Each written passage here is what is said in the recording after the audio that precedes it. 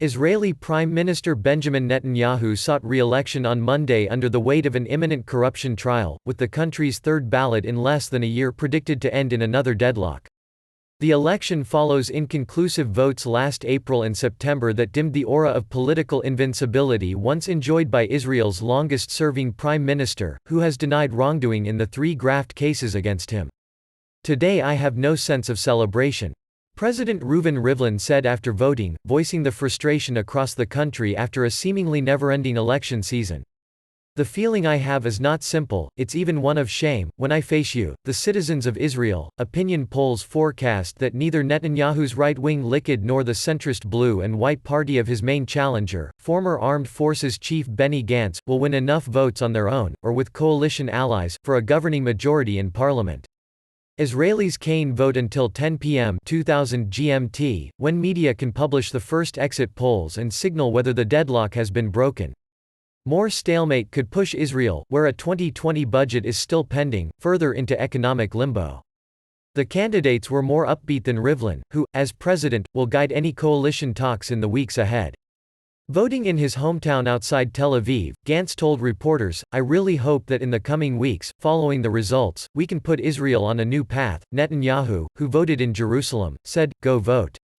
It's a proud day." He said Israel had taken all precautions needed to control the spread of the coronavirus and added, "People can go and vote with complete confidence." Turnout figures will be watched closely, particularly given concern over the global outbreak and accusations of malicious rumors about contamination in areas seen as strongholds for particular parties. Voters under home quarantine, such as those who have recently traveled back to Israel from coronavirus hot spots, can attend special polling stations if they wear a surgical mask and show no sign of the disease. Israel's economy has weathered the political turmoil, with growth strong and the labor market tight. But the longer the stalemate continues, the heavier the toll, including the lack of new money for health, education, welfare or infrastructure projects until an annual budget is approved by parliament. Netanyahu's battle to win an unprecedented fifth term has become more complicated since the last election, as he has been indicted on charges of bribery, breach of trust and fraud over allegations he granted state favors worth hundreds of millions of dollars to Israeli media barons in return for gifts and favorable coverage. Netanyahu, who dismisses the accusations, is due to go on trial on March 17, when post-election coalition wheeling and dealing is likely to be in full swing. Playing the character card against Netanyahu, Gantz has dubbed him the defendant and alleged that he sought to retain power to promote legislation that would bar authorities from putting a sitting prime minister on trial. Netanyahu has portrayed Gantz, 60, as a coward incapable of confronting the many dangers Israel faces in a tense region, and has suggested he is hiding secrets that would open him to blackmail by its foe Iran. Each man says the other is lying and unfit to serve.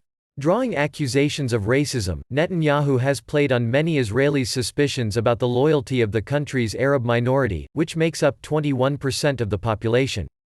Gantz, Netanyahu said, would seek Arab politicians' support in parliament to form a government, and they would tie his hands in any military action in the region.